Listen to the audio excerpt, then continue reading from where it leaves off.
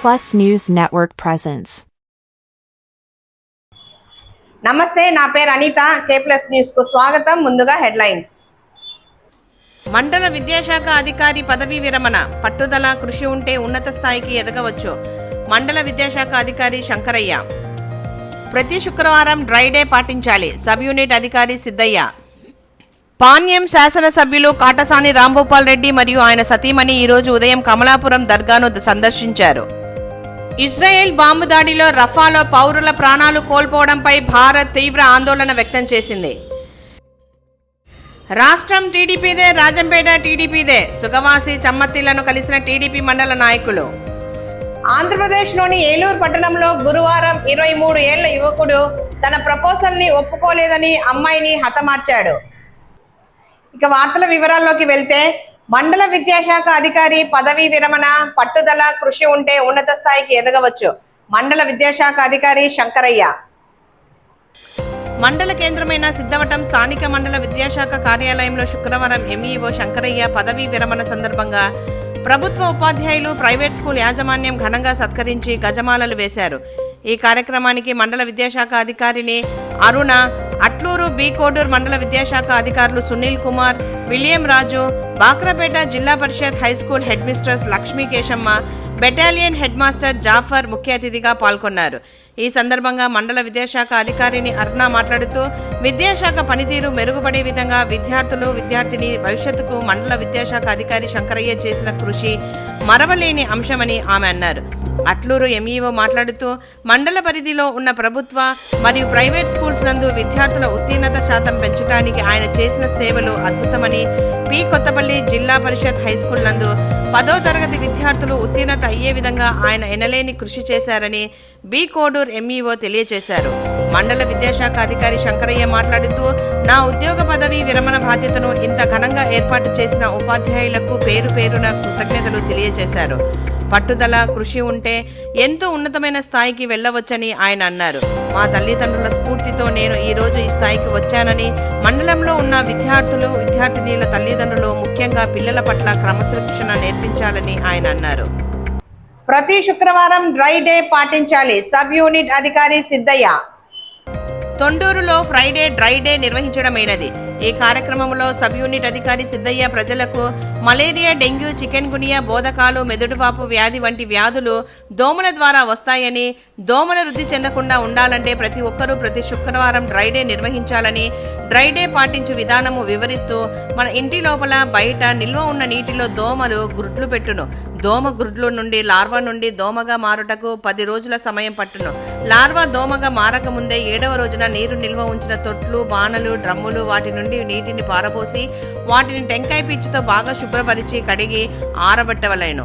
బాగా ఆరబెట్టిన తర్వాత నీటిని నింపుకొనవలేను అని మనం సాధారణంగా ప్రతి శుక్రవారం ఇంటిని శుభ్రపరచుకుంటాం. అందులో భాగంగా పైన తెలిపిన విధంగా వారంనకు ఒక్కసారి తొట్లు, బాణలు, డ్రమ్ములు మొదలగు వాటిని శుభ్రపరిచిన లార్వా దశలోనే దోమల్ని నాశనం చేయవచ్చును. ఇది ఖర్చులేని విధానం, సులభముగా చేసుకొనవచ్చును. ఎటువంటి రసాయనాలు వాడము కాబట్టి వాతావరణ కలుషితం ఉండదు. ఊరిలో అందరూ ఒకే రోజు డ్రై డేని పాటించిన డెంగ్యూ, మలేరియా జ్వరాలను సమర్థవంతంగా అరికట్టవచ్చని ఆయన సిద్ధయ్య తెలిపారు.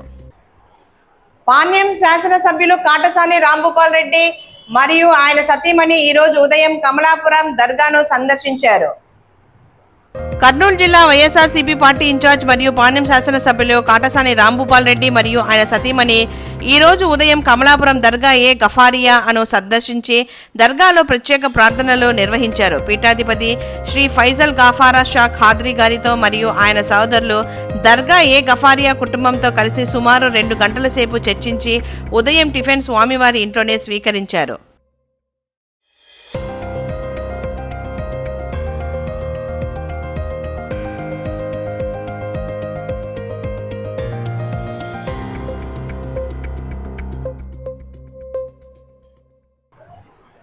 ఇజ్రాయెల్ బాంబు దాడిలో రఫాలో పౌరుల ప్రాణాలు కోల్పోవడంపై భారత్ తీవ్ర ఆందోళన వ్యక్తం చేసింది.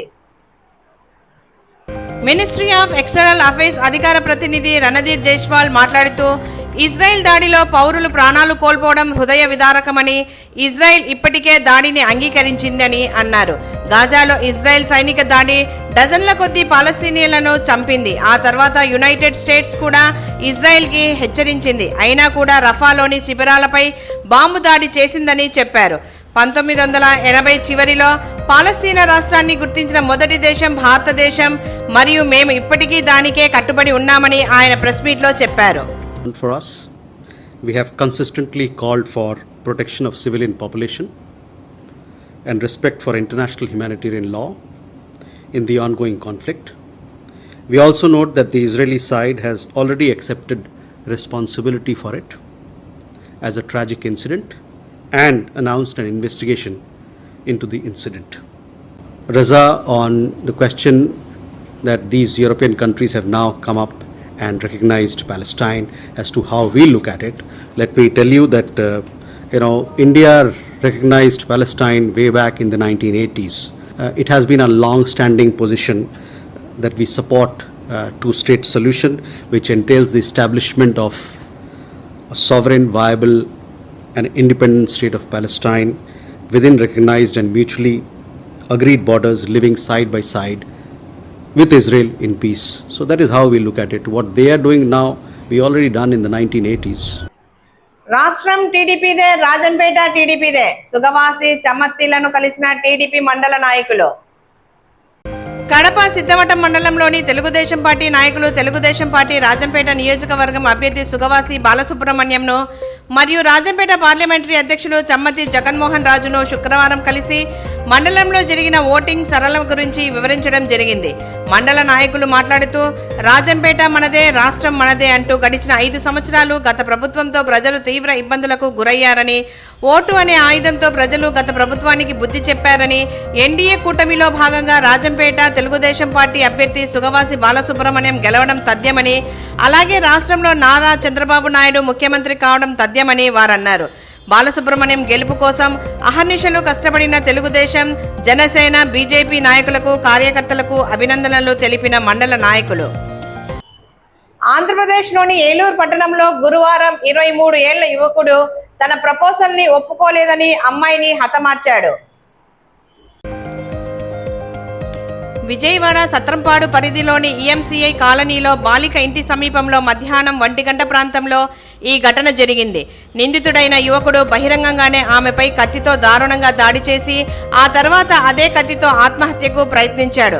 బాలిక అక్కడికక్కడే మృతి చెందగా నిందితుడికి తీవ్ర గాయాలయ్యాయి. మెరుగైన వైద్యం కోసం తొలుత ఏలూరు ప్రభుత్వ సర్వజన ఆసుపత్రికి, అనంతరం విజయవాడ జీజీహెచ్కు తరలించారు.